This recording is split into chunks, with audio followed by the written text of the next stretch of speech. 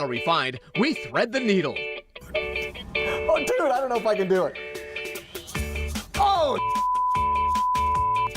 dude, this is too crazy. I gotta put my knee down. An exclusive refined sneak peek of the Space Needle's breathtaking new look.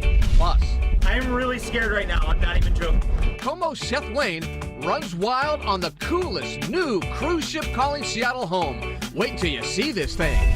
A fresh new version of the Hunchback of Notre Dame hits a Seattle stage. And is Oprah moving to the Northwest? We have the scoop on the talk show queen's brand new Orcas Island estate. Seattle Refined starts now.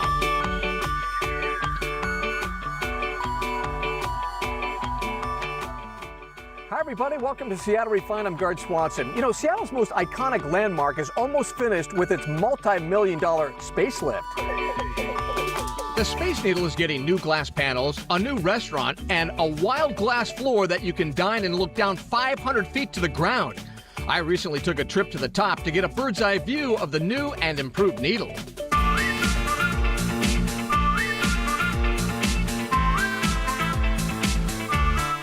Soaring to the top of the Space Needle. The views are always special. Now they're really improving. Dave, what's the deal with this view? It's so much better now. Tell me about that. Well, we opened it up. So if you remember, Gard, back in the old day, we had on this interior glass, there was a wall that went up to about here. I remember. And then there was a window, right? Yeah. Now it's just floor to ceiling glass. And back then, that was spectacular, but Yeah. this is like double spectacular. Yeah, and it, you know, for me, and I've been here for 21 years, I still get a little nervous when I see the new view over there because you're looking straight down, whereas before, I know. wasn't an opportunity. The $100 million renovation is loaded with changes, like these glass panels on the observation deck. They're 7 feet wide and 11 feet tall.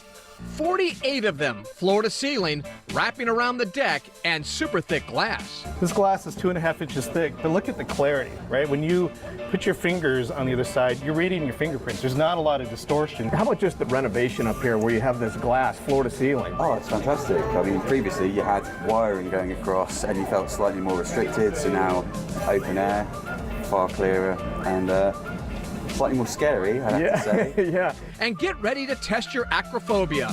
If you're scared of heights, 24 of these all-glass benches that circle the deck will take you to a new level. So you're leaning back against glass. I mean, I see people with their mouths open right now, like, what are they doing? Are they crazy? Dude, that's kind of spooky looking down there. A little bit, be honest. No, man, hey, I'm tingling right now. I don't know about you.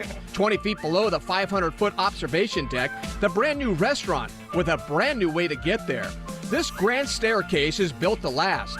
Once you're in the restaurant, hold on tight. You'll be standing on the world's first and only rotating glass floor. All this plywood out in this area is going to be glass. And I'm going to be eating dinner here, Yes. and I can look down, Yes. and I can feel nauseous.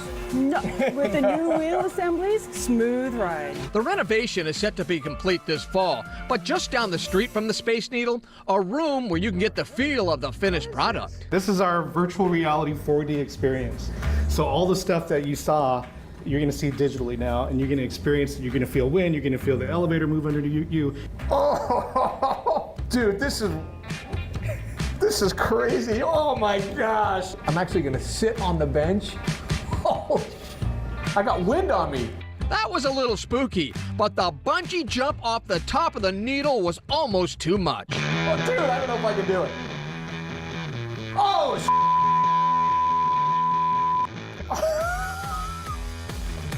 oh my God. Are you serious? So the virtual reality thing, I loved it. I thought it was cool, but it can't replace this, right? No, I mean, there's no substitute for the real thing. This is just beautiful up here. Crews are working 7 days a week, 20 hours a day, making sure the new Needle is finished by early fall or even sooner. From a skyline superstar to a tiny gem of a getaway. This two-story A-frame near Stevens Pass is the latest refined tiny home discovery. It's only 580 square feet, but features a full kitchen, propane fireplace, and tons of natural light. It's listed at $205 grand.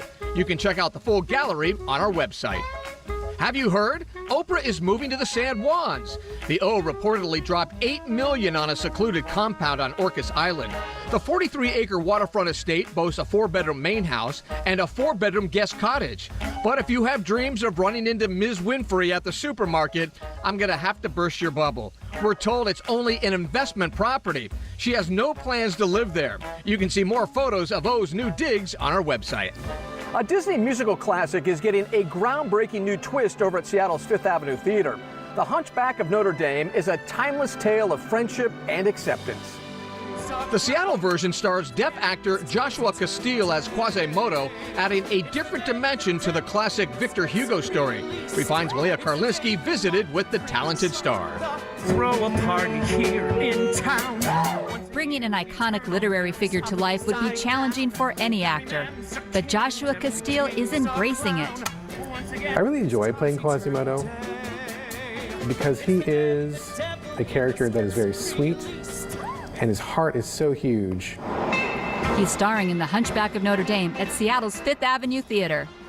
Castile showed us how he undergoes a physical transformation to play the part.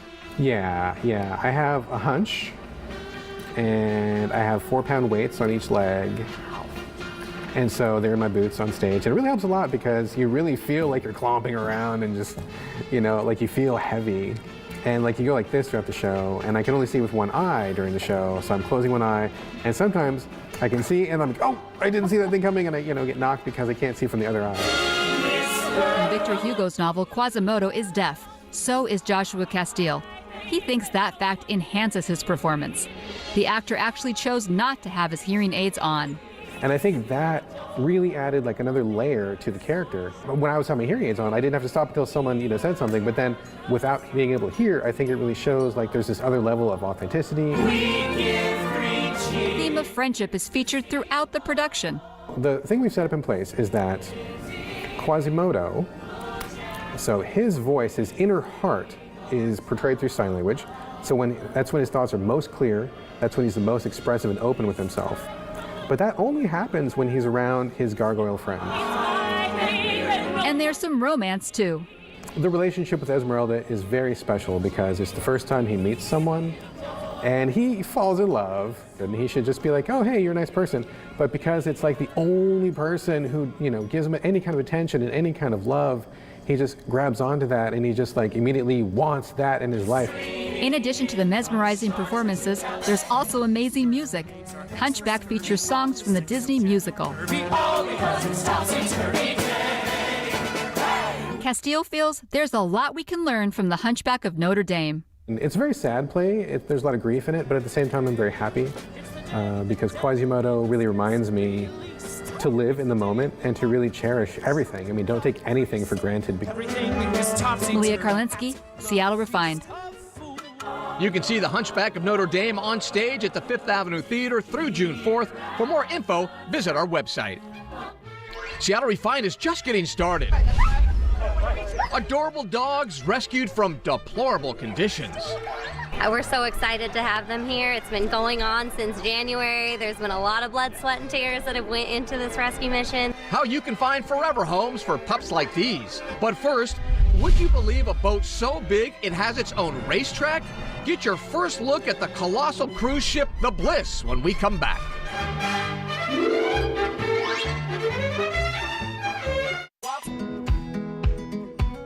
Welcome back to the show. I'm Gard Swanson. It's that time of year when Seattleites start planning their summer getaways, and we think we've discovered a hidden gem. Refined's Kate Knighty is just wild about whitefish. Montana, that is. If you haven't explored the Big Sky State, it's just a quick plane ride. Whether you like to cycle, hike, river raft, or just chill out and enjoy the small town vibe, Whitefish has something for everyone. To learn more, log on to the website and search for the best kept secret in Montana.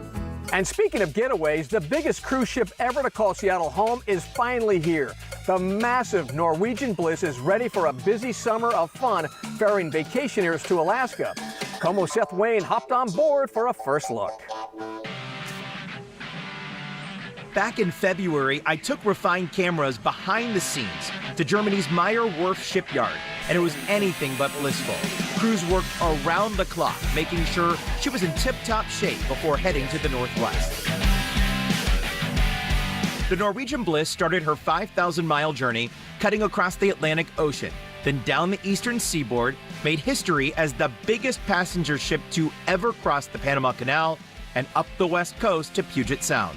And on May 30th, she made history as the largest cruise ship to ever call Seattle home. To have the Bliss inaugurate and christen their first maiden voyage, and to be here home ported for the season is a once-in-a-lifetime dream. It's fantastic for Seattle. Just how big is this ship? She stretches close to 4 football fields long, and she weighs, well, the equivalent of 34,000 elephants. A ship this grand packs in quite a bit. There's 2,000 staterooms, more than 24 places to chill and soak up the views. And a first for any ship in the West, racing eco-friendly go-karts on a 2-level track. Welcome to NCL Racing. These cars can go up to 30 miles per hour, and yes, there are bumpers and remote features to make sure you stay safe. Well worth the $7 it'll cost you. Just a deck below are a couple of water slides, and one made me so nervous. This is a long way down. I thought my heart would literally beat out of my chest. I am really scared right now, I'm not even joking. This one's called Ocean Loops. You stand in a tube, the floor drops from under you, and you literally drop 4 decks below, then swirl over the side of the ship in a clear tube before making your final plunge. That was amazing! You can work up quite an appetite. Good thing there's a lot to eat on board, from barbecue to lobster and sundaes. To satisfy your sweet tooth, there's more than 24 places to pick from, and some locally inspired. So they want to see what do people in Seattle eat and drink, what are people in Alaska eating and drinking, and that's part of the experience of cruising. Hey Gar, just like back home, you could pick up your caffeine fix and some Starbucks swag. Yup, that's the first floating Starbucks to cruise through Alaska, trained by Seattle baristas. There's plenty of other spots to quench your thirst too. The District Brew House is home to Red Hook beers, some specially made for the Bliss. There's even cocktails on tap by Seattle's own Kathy Casey. So we batch the cocktails with all premium and fresh ingredients, and then they go in these tall kegs, and then they are put on draft. So every time you have a cocktail, it's perfect. Blissful? Wow! There is a great cocktail. It's the Bourbon Blackberry Smash that definitely has a Northwest twist to it. NCL is all about the Northwest, signing a long-term agreement to keep their ships in Seattle for the long haul. We're committed to Seattle to Alaska cruising, and you can see that with this beautiful new ship. This is not your grandmother's cruise. The Bliss is in Seattle through September before heading south to Mexico and the Caribbean for the winter. For a complete tour of the Bliss, check out our gallery on SeattleRefined.com. We'll be right back, but first, here's our sponsor, Tulalip Resort Casino, with your One Club Minute.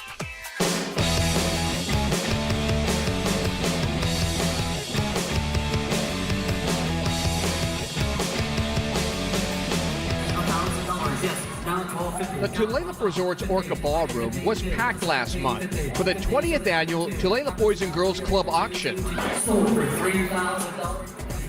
An evening filled with gourmet food, high-energy performances, and fun. Glitz and glamour to benefit a great cause. And we're the only stability that's open from 6 to 6 every day, Monday through Friday. They know our doors will always be open. The Tulalip Boys and Girls Club serves hundreds of kids a day, providing a place to make friends, pursue their passions, and enjoy a hot meal. Some of those kids are here till 7 o'clock at night, and so that's their dinner. That's their dinner. They really count on that a lot. In all, this year's auction raised over $400,000 for the club, including more than $67,000 for its Kids Cafe. The rest will go towards operating costs and exciting new projects.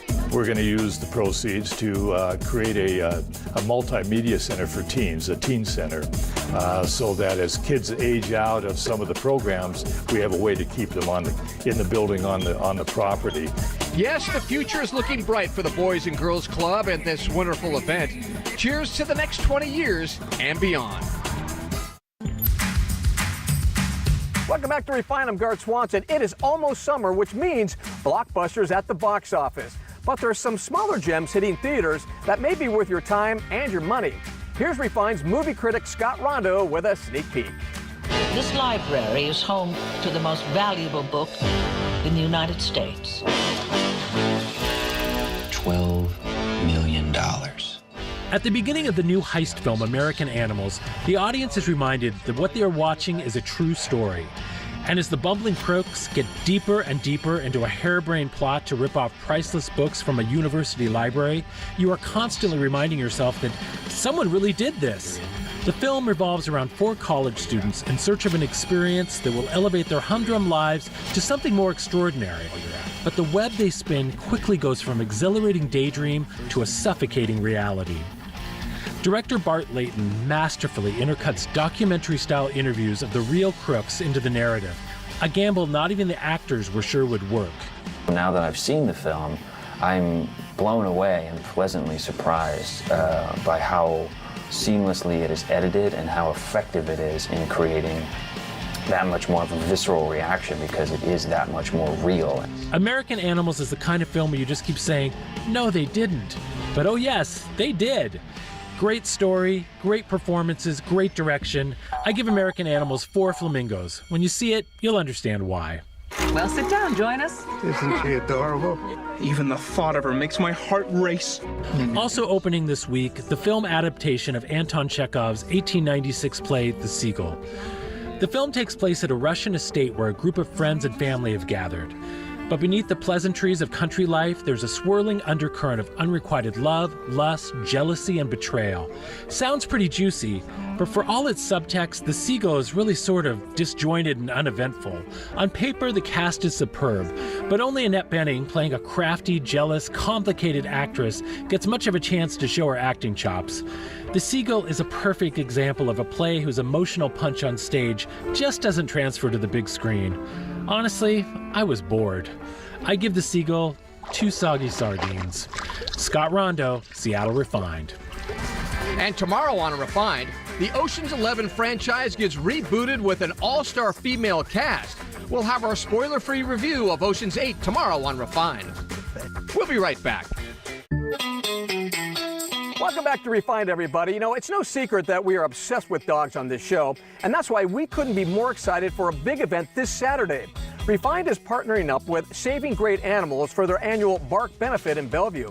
It is a crucial fundraiser for this organization that helps so many rescued pets each year, including a recent group from Costa Rica. These pups have just flown in from Costa Rica with the help of Saving Great Animals of Seattle. And if they're jet lagged, it certainly isn't showing. We're so excited to have them here. There's been a lot of blood, sweat, and tears that have went into this rescue mission. These pooches are all smiles now, but not so long ago, volunteers say these dogs were living a difficult life. Ill care, infection. So it's taken months of our team healing him, so he's well enough to fly. He couldn't have flown before this. Perrin Kaplan is the president of Saving Great Animals in Seattle and says there are dogs and cats all over the globe without a loving home. Welcome to America, sweet baby. And it's SGA's mission to save as many as they can. We are a local-based dog and cat rescue. We were asked to help a very remote village in Costa Rica, and what we saw was very difficult. A lot of really ill dogs. Kaplan says SGA is an all-volunteer nonprofit organization. Some members travel the world to find animals in need and get them healthy enough to fly. Others, like Tom, foster these pets until they find their forever home. They give love unconditionally, so it's very easy to give it back. They will be adopted out, every single one of them. We save lives every day, 365 days a year. We do everything we can to save as many as we can, and we are now at over 8,000 and very proud of that fact. But we need people to keep helping us. John Prentice, Seattle Refined. If you want to learn more about the Bark Benefit in Bellevue this Saturday, we have all the information on SeattleRefined.com. All right, that's going to do it for today's show. I'm Gard Swanson. Have a good one, everybody. We'll see you right back here on Seattle Refined.